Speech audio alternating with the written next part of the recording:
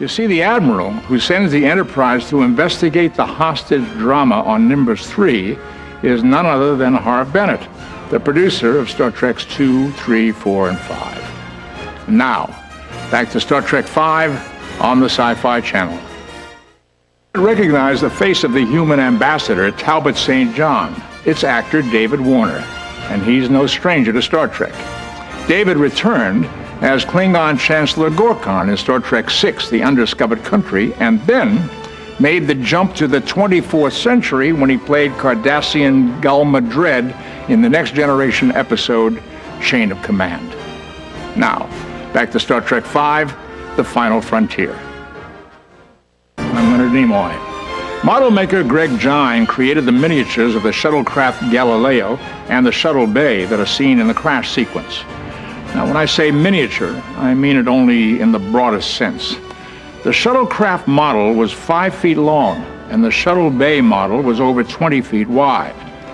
To throw the shuttlecraft forward into the Shuttle Bay for the crash sequence, the special effects team used 2 giant garage door springs pulled back by a 3.5-ton winch, essentially a giant slingshot. When the slingshot was cocked back and released, the model was launched at about 300 miles per hour. Not quite fast enough to launch it into space, but pretty fast nonetheless. Now back to Star Trek V, The Final Frontier on the Sci-Fi Channel. In the brig scene, McCoy says Spock could no more kill his own brother than he could kill you. And it's a very telling line. In the original screenplay, Spock and McCoy both betray Kirk and follow Sybok on his quest. Both DeForest Kelley and myself had problems with this idea. We both knew the audience wouldn't accept that sort of betrayal. The way we saw it was that Kirk, Spock, and McCoy's friendship had survived for over 25 years. Kirk risked his life for Spock and McCoy countless times, including to bring Spock back from the dead in Star Trek III. There was no way that anything could make Spock and McCoy betray their friend. So DeForest and I talked to Bill and we reached a compromise. Spock would refuse to kill Sybok in the Shuttle Bay because they are brothers. However, he would side with his captain no matter what. Back to Star Trek V, The Final Frontier. Shooting in the middle of a desert is never exactly fun, and when you're wearing hot Starfleet uniforms, it doesn't get any better. Of course, there were others who had it worse. There were whole groups of extras made up to be Sybok's followers who were dressed in burlap. Looking at them made my Starfleet uniform somewhat more bearable. But the desert is where we would end up repeatedly in Star Trek V.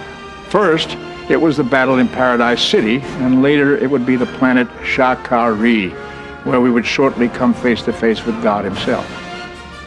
By the way, if the name Shakari rings vaguely familiar, it's because Bill Shatner and Harve Bennett named the planet after actor Sean Connery, whom they had hoped would play Sybok.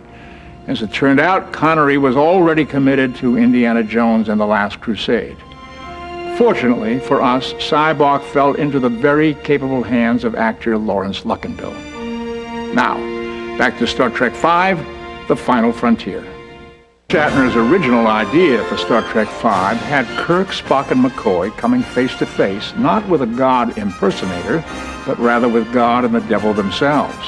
The final confrontation was to be a massive battle between the forces of good and evil and, of course, the crew of the Enterprise. Bill eventually realized that not only would that concept not fly with the studio, but the public would have a hard time believing that Kirk and company actually found God.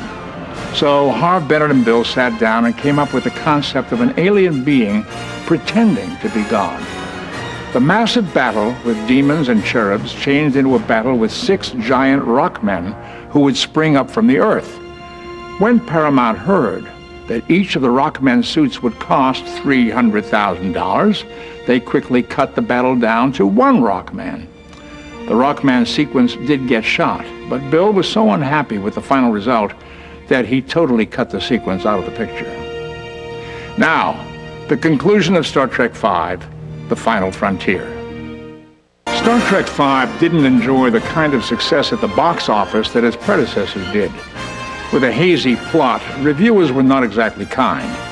It still made money, however, enough to guarantee one final bow for Kirk, Spock, and the rest of the cast. I was asked to produce Star Trek VI, and I brought writer-director Nicholas Meyer back to craft the final voyage of the original crew of the Starship Enterprise. And now, the torch has been passed. With Star Trek The Next Generation, Star Trek Deep Space Nine, and Star Trek Voyager, the future of Star Trek is guaranteed. For the Sci-Fi Channel, I'm Leonard Nimoy.